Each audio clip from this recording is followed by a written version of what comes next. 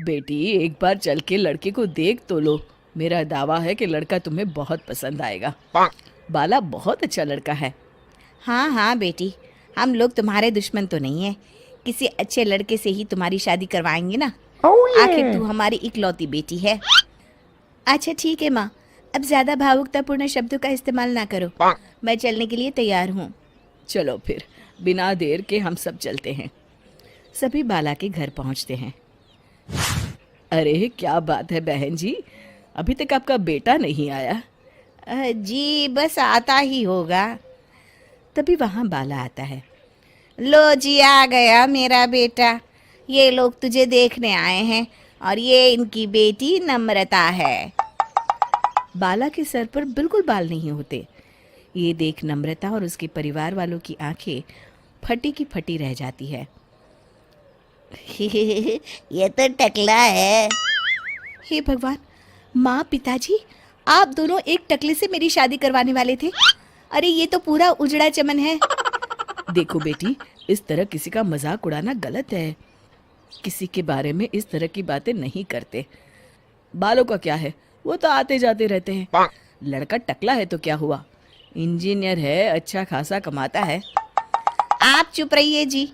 इसकी तरफदारी इसलिए कर रहे हैं क्योंकि आपके भी सर पर बाल नहीं है। मैंने तो आपसे शादी कर ली, मगर मैं अपनी बेटी की शादी एक टकले से बिल्कुल नहीं करवाऊंगी। अरे ये क्या, कब से आप लोगों ने टकला टकला लगा रखा है?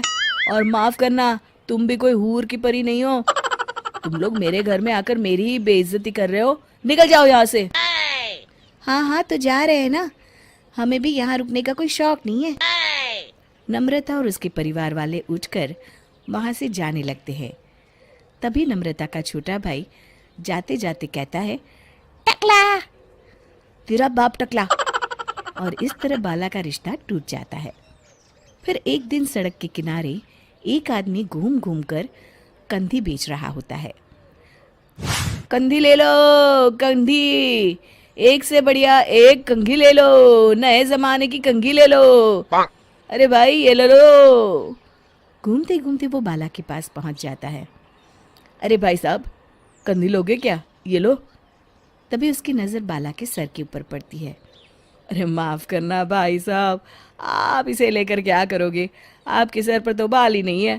आपका तो स्टेडियम पूरा खाली है। चलता हूँ, कंधी ले लो, कंधी ले लो। कंधी वाले की बातें सुनकर बाला को बुरा लगता है। उस समय बाला को ऐसा महसूस होता है कि उसके लिए दुनिया में सबसे कीमती कोई चीज़ अगर है तो वो सिर्फ बाल है।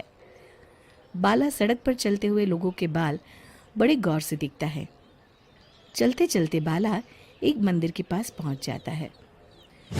हे भगवान, तुमने ये मेरे साथ क्या किया? थोड़े से बाल अगर मुझे दे देते तो तुम्हारा क्या चला जाता?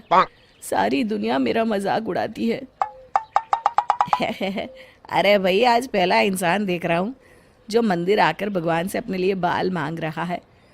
बेटा, भगवान ने तुम्हें सब कुछ तो दिया है। अच्छी सेहत है, अच्छी नौकरी है।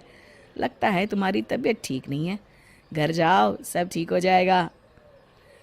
बाला वहाँ से चला जाता है। घर पहुंचकर बाला खाना खाता है और अपने कमरे में सोने के लिए चला जाता है। फिर सुबह जब बाला सोकर उठता है तो आईने के सामने अपने आप को देखकर हैरान हो जाता है। बाला के सर पर एकदम घने बाल आ जाते हैं। बाला खुशी से झूम उठता है। अरे ये तो चमत्कार हो गया, मेरे सर पर बाल आ गए। लेकिन ये हुआ कैसे? दोस्तों, अगर आप इस कहानी का दूसरा भाग देखना चाहते हैं तो हमें कमेंट करके ज़रूर बताएं।